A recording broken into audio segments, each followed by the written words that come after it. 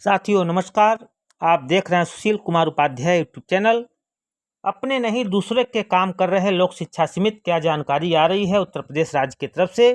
साक्षर भारत योजना बंद होने के बाद कोविड-19 कोऑर्डिनेटर के रूप में काम कर रहे हैं कार्यकर्ता प्रभारी 15 वर्ष के ऊपर आयु वर्ग को शिक्षा के लिए प्रेरित करने और उनको साक्षर करने के लिए बनाए गए लोक शिक्षा समिति विभाग ने इस दिशा में मार्च 2018 तक साक्षर भारत योजना के अंतर्गत काम किया है। उस समय से इस विभाग के पास करने के लिए कोई काम नहीं रह गया। ऐसे में प्रशासन ने समिति के कार्यालय प्रभारी को कोविड-19 कोऑर्डिनेटर की भूमिका सौंपी हुई है। इसके अलावा प्रेरकों की ओर से अपने मानदेय के लिए दायर किए गए वाद की पैरवी में अपना अधिकतम समय हाई कोर्ट ले जाने जाने में व्यतीत कर रहे हैं। लोक शिक्षा समिति इसका इतिहास 2 दशक से अधिक पुराना है। 21वीं सदी के आरंभ में विभाग स्वयंसेवकों की मदद से 15 वर्ष से अधिक आयु वर्ग के शिक्षा से वंचित लोगों को साक्षर करने को प्रेरित करने के लिए अपनी भूमिका निभाना चला आया है। वर्ष 2013 में साक्षर भारत योजना इसी विभाग के माध्यम से चलाई गई, जिसमें 2000 रुपये के मानदेय पर हर गांव में एक महिला और एक पुरुष प्रेरक के रूप में नियुक्त किया गया था। ग्राम प्रधान और स्कूल के प्रधानाध्यापक की देखरेख में इन प्रेरकों को 15 वर्ष से अधिक आयु के लोगों को शिक्षा का महत्व बताने, उन्हें प्रेरित करने, साथ ही साक्षर करने का काम सौंपा गया था। इस अभियान का लाभ मुख्य रूप से निरक्षर महिलाओं को मिला, जो साक्षर होकर अपना नाम लिखने, थोड़ा बहुत पढ़ने में काबिल हो गई है। इस दौरान स्थिति यह बनती चली गई कि विभाग के पास प्रेरकों को देने के लिए 2000 रुपये तक की व्यवस्था नहीं हो सकी, जिसको लेकर एक संगठन बनाते हुए प्रेरक ने हाई कोर्ट से याचिका दायर कर दी।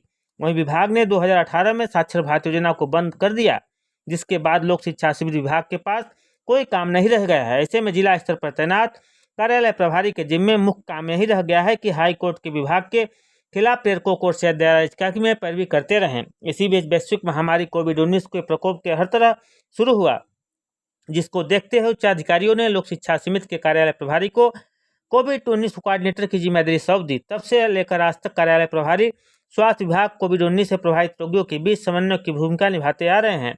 इस संबंध में लोक शिक्षा समिति कार्यालय प्रभारी लक्ष्मण सिंह का कहना है कि 2018 के बाद से मेरठ जनपद के प्रेरक प्रशासन के लिए स्वयंसेवक की भूमिका में रहकर काम करते रहे हैं।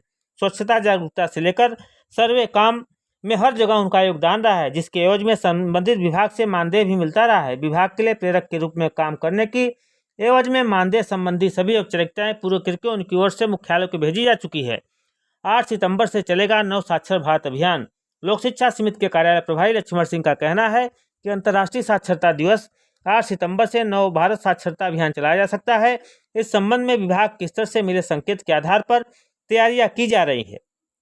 मेरठ जनपद में 2018 तक कार्य करने वाले प्रेरकों के नामों की सूची, उनके मोबाइल नंबर भी सूचीबद्ध करने का काम किया जा रहा है। उन्होंने उम्मीद जताई कि नव साक्षर भारत योजना लागू होने के बाद विभाग अपने काम बेहतर ढंग से अंजाम देने में लग जाएगा।